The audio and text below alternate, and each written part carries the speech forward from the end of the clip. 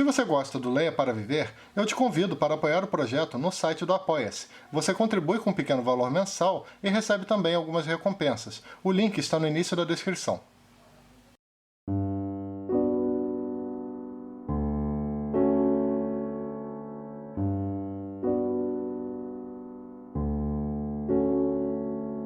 Oi, tudo bom? Aqui é o Rodrigo Vilela do canal Leia para Viver e hoje eu venho com o quarto vídeo da série com dicas de contos.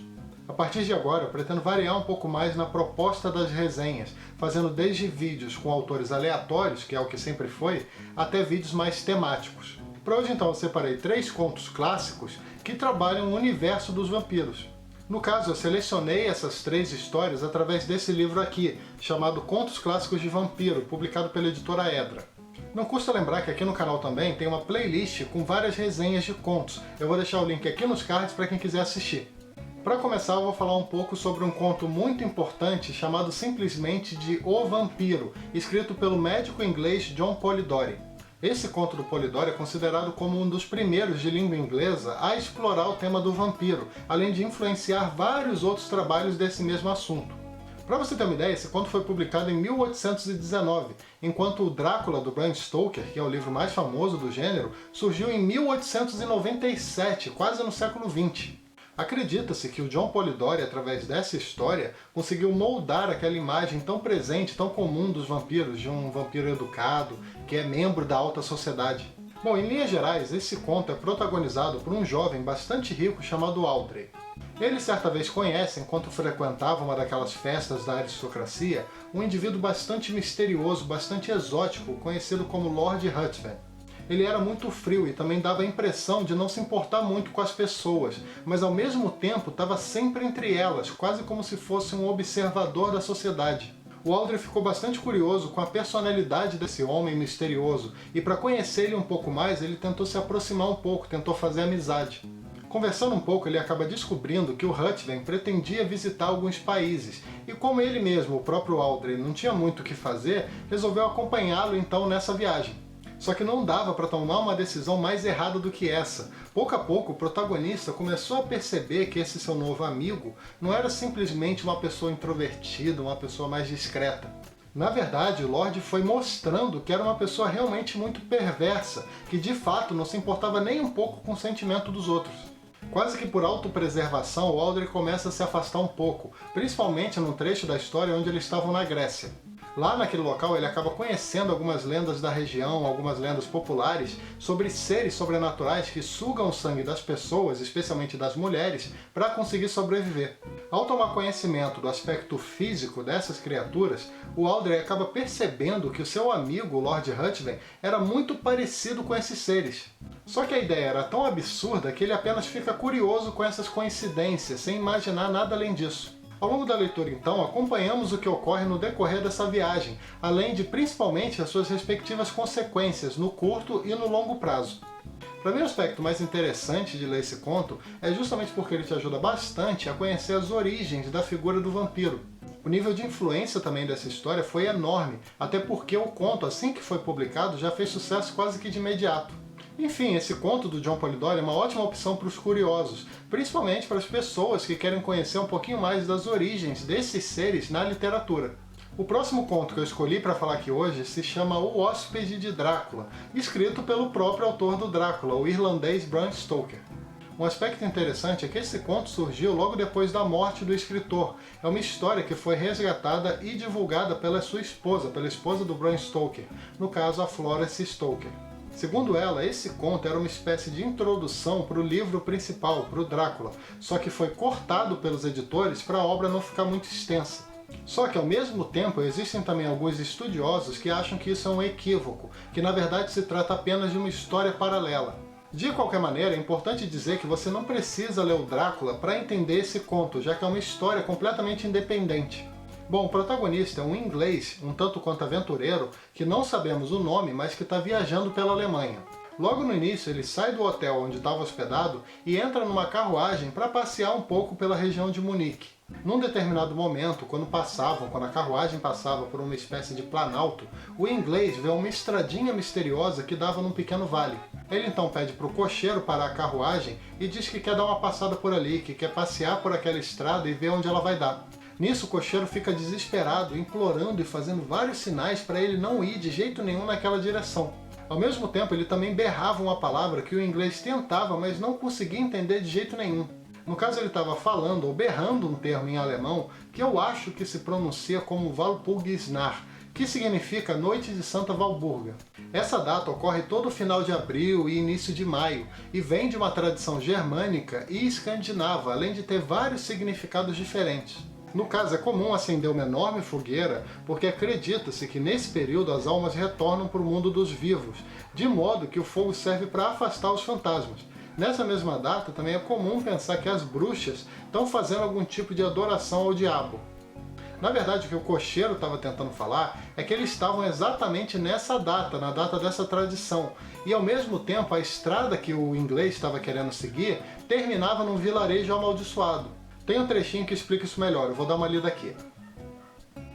Em seguida, ele se pôs a contar uma história em alemão e inglês, tão misturados que não entendi bem o que dizia, mas por alto deduzi que há muito tempo, centenas de anos atrás, pessoas morreram por lá e foram sepultadas. Então ouviram-se ruídos por baixo da terra, os túmulos foram abertos, homens e mulheres encontrados com a pele rosada, cheia de vida, e as bocas vermelhas de sangue. Além disso tudo, o local era muito conhecido também por ter lobos, de modo que ir sozinho naquela região não era uma ideia muito interessante. Ainda assim, o protagonista resolve ignorar todos os conselhos e seguir pela estrada, mesmo sem a companhia do cocheiro. Só que, claro, como era de se esperar, ao longo do caminho ele coloca toda essa sua autoconfiança à prova e encara algumas situações bem complicadas. O que eu gostei desse conto, O Hóspede de Drácula, é que ele tem uma pitada de mistério, então você tem que perceber todos os detalhes, porque parece que foi tudo devidamente planejado. O próprio título do conto é algo que só se entende um pouco melhor justamente depois de terminar a leitura. Portanto, fica aqui a dica então desse conto bem legal do Bram Stoker, que certamente é um dos melhores dessa antologia de clássicos de vampiro. Por fim, o último conto de hoje se chama Um Episódio da História da Catedral, escrito por um autor inglês conhecido simplesmente como M.R. James. Além de escritor, o James também foi um importante estudioso da Idade Média, fato que se reflete um pouquinho nessa história que eu vou contar aqui para vocês agora. Em linhas gerais, acompanhamos um certo Sr. Lake, que é um intelectual que foi encaminhado para estudar um arquivo e também a história de uma catedral importante. Como haviam muitos registros, muitos documentos, esse trabalho ia acabar demorando um pouco mais do que o esperado, o Sr. Lake resolve se hospedar próximo do local. Ele então fica na casa de um sacristão chamado Orby, que fazia alguns pequenos serviços administrativos para a igreja. Numa certa noite, ambos visitam a catedral e conversam sobre uma sepultura misteriosa que se encontrava por ali, uma sepultura que inclusive não tinha nenhum nome. O Sr. Lake fica bastante curioso com relação à origem dessa sepultura, e por esse motivo, pouco tempo depois, o sacristão conta uma história sobre ela. Quando Orby era criança, o seu pai cantava no coro dessa mesma catedral, além de também ser um membro ativo da comunidade. Certo dia, o decano ordenou uma reforma total no coro da igreja, principalmente porque ele era apaixonado pelo gótico e queria deixar tudo mais ou menos nesse estilo. O pai do Orby então foi convocado para ajudar nessa reforma toda, mesmo que um pouco a contragosto, já que ele gostava do aspecto anterior do coro. Pouco tempo depois do início das obras, quando removeram a base, encontraram então essa mesma sepultura sem nome. A questão é que, coincidência ou não, logo depois desse túmulo surgir, várias coisas ruins começaram a acontecer com as pessoas que tinham alguma relação com a catedral. Os mais velhos, por exemplo, morriam ou ficavam doentes. Havia também muitos gritos durante a parte da noite, e também as pessoas sofriam com pesadelos horríveis. E isso é só o começo. Pouco a pouco a própria sepultura começou a apresentar algumas coisas muito incoerentes, que te deixam muito curioso para terminar a leitura. A partir daqui eu já não posso falar muita coisa porque senão eu vou dar spoiler. E dar spoiler em conto não é uma coisa tão difícil assim, então tem que realmente tomar bastante cuidado. Mas dá para dizer que o autor, a partir desse momento, começa a te indicar o que de fato estava acontecendo.